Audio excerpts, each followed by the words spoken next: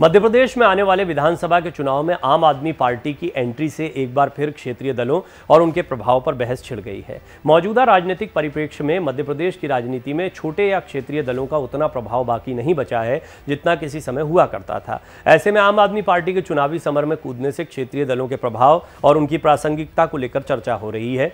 अब तक जितने क्षेत्रीय दल मध्य प्रदेश की राजनीति में सक्रिय रहे, उनका प्रभाव अलग अलग इलाकों में सीमित रहा। जैसे समाजवादी पार्टी और बहुजन समाज पार्टी का प्रभाव उत्तर प्रदेश की सीमा से लगे इलाकों में रहा, जबकि गोंडवाना गणतंत्र पार्टी मूल रूप से आदिवासी बहुल इलाकों में सक्रिय रही।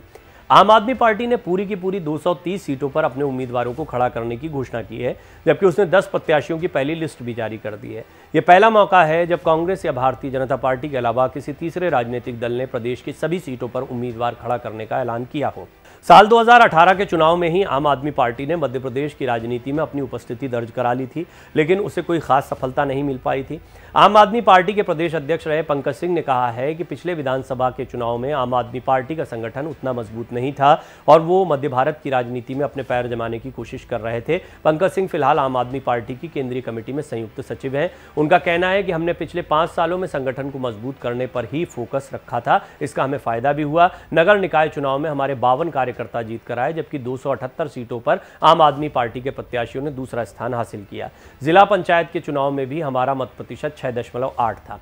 ये बात जो कह रहे हैं पंकज सिंह, ये बात समझने जैसी है। आम आदमी पार्टी सिर्फ बात मध्य प्रदेश की नहीं है। पंजाब में जिस तरह प्रादुर्भाव हुआ, पहले उन पर यह आरोप लगाया जाता था कि वो दिल्ली तक सीमित एक पार्टी रह गए, दिल्ली की पार्टी बनकर रह गए, लेकिन ज़बरदस्त वैसा का वैसी जीत जो है वो पंजाब में देखने को मिली, लैंडस्लाइड विक्ट्री। फिर गुजरात में जो एंट्री हुई वो भी चौंकाने वाली थी। राष्ट्रीय पार्टी का दर्जा मिल गया। 10 सालों में महज 10 सालों में ये हो जाना ये किसी भी राजनीतिक दल के लिए संभव नहीं था। तो बहुत तेज़ी से अरविंद केजरीवाल ने अपनी ज़मीन को मजबूत किया। आम आदमी पार्टी जो है वो अब अन्य राज्यों में भी अपना दखल चाहती है। वो राष्ट्रीय पार्टी के तौर पर आने वाले दिनों में मजबूती से चुनाव लड़ना चाहते हैं। वो बीजेपी कांग्रेस के समकक्ष एक बड़ी पार्टी खड़ा करना चाहते हैं, यानी और आम आदमी पार्टी इस दौड़ में बहुत आगे भी दिखाई देती है, इस बात से इनकार नहीं किया जा सकता है। Bahujan Samaj party, Samajwadi party, Trinamool Congress, NCP या फिर बिहार में आरजेडी, जेडीयू जैसी पार्टियां जो हैं, या बीजेडी जो उड़ीसा में देखने को मिले, ये सारी पार्टियां बड़ी पार्टियां, मजबूत पार्टियां, लेकिन अपने अपने क्षेत्रों तक सीमित होकर रह गई। आम आदमी पार्टी, कांग्रेस और बीजेपी के बाद में एक ऐसी पार्टी दिखाई देती है जो राष्ट्रीय स्तर पर अपना प्रसार करी, बिल्कुल ठीक वैसा ही जैसा कि वाम दल दिखाई पड़ते थे। 2 बड़ी शक्तियों के बाद में तीसरे जो है वो वाम दल दिखाई देते थे, कम्युनिस्ट पार्टी दिखाई देती। कम्युनिस्ट पार्टी का असर जैसे जैसे कमज़ोर हुआ और एक विकल्प के तौर पर भी उनके जो काम करने का तरीका है, जिस तरीके से काम करते रहे अरविंद केजरीवाल, उसको भी बहुत वाम दलों की स्ट्रैटेजी के नज़दीक माना जाता है।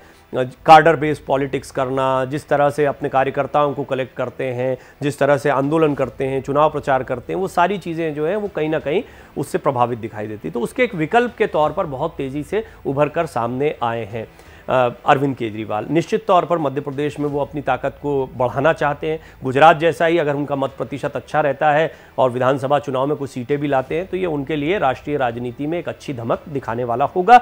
लोकसभा चुनाव में भी निश्चित तौर पर अब वो सिर्फ दिल्ली तक सीमित नहीं रहना चाहते हैं। पंजाब, गुजरात, राजस्थान, मध्य प्रदेश, दिल्ली, यहाँ से वो अपने सांसदों की संख्या को भी लोकसभा में बढ़ाना चाहते हैं।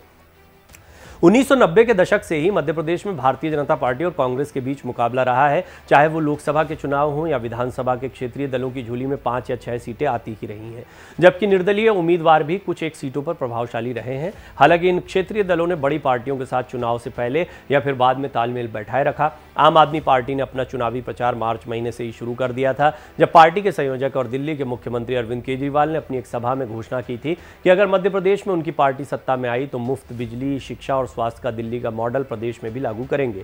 पिछले 2 महीनों में आम आदमी पार्टी ने कांग्रेस और भारतीय जनता पार्टी के क्षुब्ध नेताओं को अपनी सदस्यता दी है। इनमें कई ऐसे हैं जो टिकट के दावेदार हैं। ये तो चुनावी नतीजे बताएंगे कि आम आदमी पार्टी इस बार कितना प्रभाव बनाने में कामयाब होगी, लेकिन राजनीतिक पर्यवेक्षकों का मानना है कि इस बार आम आदमी पार्टी की मौजूदगी ने भारतीय जनता पार्टी और कांग्रेस दोनों की परेशानियों को बढ़ाया है। ये बात सही है कि आम आदमी पार्टी चुनावी समर में कूदी जरूर है, लेकिन किसी बड़े मुद्दे को लेकर उसने सड़कों पर कोई आंदोलन नहीं किया, इसलिए लोगों के बीच अभी उतनी पैठ उसकी नहीं बन पाई है। बुंदेलखंड, बघेलखंड, ग्वालियर चंबल संभाग की कुछ एक सीटों पर समाजवादी पार्टी और बहुजन समाज पार्टी का असर रहा है, लेकिन उत्तर प्रदेश में दोनों दलों पर हुए राजनीतिक असर का प्रभाव मध्य प्रदेश में भी देखने को मिला है, जहां पिछले चुनाव में बीजावर सीट से जीतने वाले समाजवादी पार्टी के विधायक राजेश शुक्ला ने पिछले ही साल जो है भाजपा का दामन थाम लिया था और बहुजन समाज पार्टी के एक विधायक संजीव कुशवाहा भी भारतीय जनता पार्टी में शामिल हो गए। वर्ष 2018 के विधानसभा के चुनाव में बसपा को 5.11% वोट मिले थे, जबकि समाजवादी पार्टी को 6.26%। वहीं आम आदमी पार्टी को 0.78% वोट ही मिल पाए थे, 1% वोट भी नहीं मिल पाया था। क्षेत्रीय दलों की अगर बात होती है तो बसपा और सपा का राजनीतिक आधार उत्तर प्रदेश ही रहा है। जिस तरह राष्ट्रवादी कांग्रेस पार्टी के प्रभाव का क्षेत्र महाराष्ट्र है, लेकिन जिस क्षेत्रीय दल का उदय विशुद्ध रूप से मध्य प्रदेश की राजनीति में हुआ उसका नाम है गोंडवाना गणतंत्र पार्टी। गोंडवाना गणतंत्र पार्टी मध्य प्रदेश के राजनीतिक उतार चढ़ाव में कई बार टूटी और उसके अलग अलग धड़े बन गए। आदिवासियों के मुद्दों को लेकर राजनीति करने वाले इस संगठन के नेताओं का आरोप है कि दोनों बड़े राजनीतिक दलों ने उनके बीच में फूट डालने का काम किया है। इस पार्टी का गठन अविभाजित मध्य प्रदेश में हुआ था। संगठन ने बस्तर और मध्य प्रदेश के आदिवासी समुदाय के लोगों के अधिकार के लिए संघर्ष करना शुरू किया और धीरे धीरे उसकी पैठ इन इलाकों में बढ़ने लगी।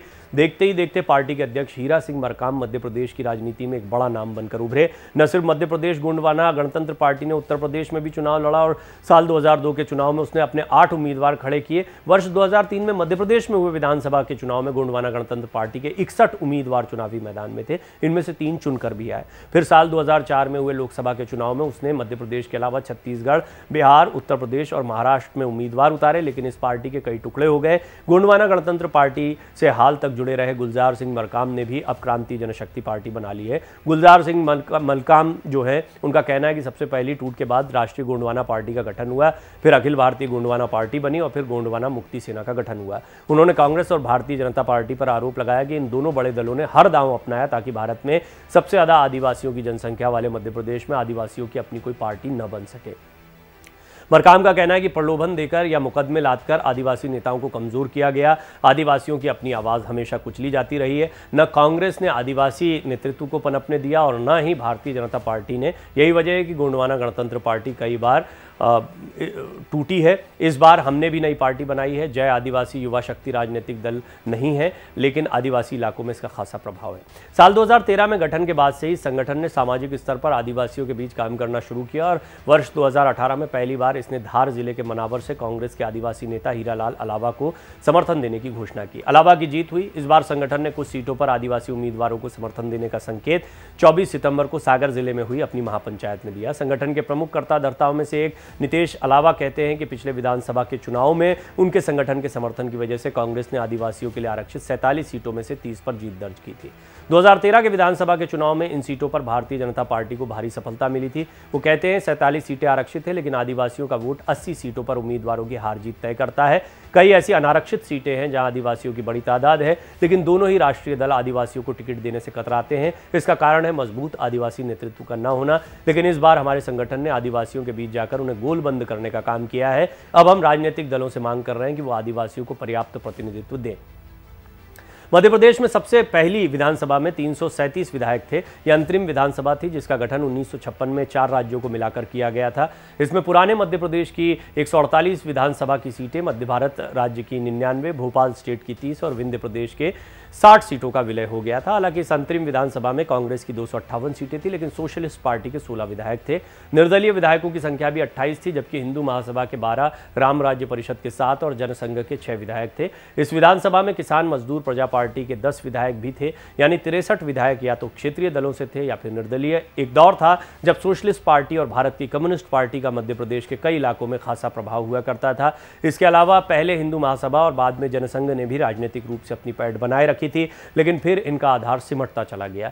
मध्य प्रदेश की सीमा 6 राज्यों से लगी हुई है, इसलिए उन राज्यों की राजनीति का कुछ असर सीमा से लगे इलाकों में होता है। उत्तर प्रदेश के क्षेत्रीय दल जैसे बसपा या सपा के अलावा महाराष्ट्र की राष्ट्रवादी कांग्रेस पार्टी के टिकट से चुनाव लड़ने वाले अमूमन वो लोग होते हैं जिन्हें कांग्रेस या भाजपा से टिकट नहीं मिला, यानी जो असंतुष्ट हैं। इसके अलावा इन क्षेत्रीय दलों का कोई दूसरा असर नहीं देखने को मिलता। जब काशीराम बसपा बना रहे थे तो वो मध्य प्रदेश में चुनाव हार गए थे। इसके बाद उन्होंने उत्तर प्रदेश को अपनी राजनीति का आधार बनाया था।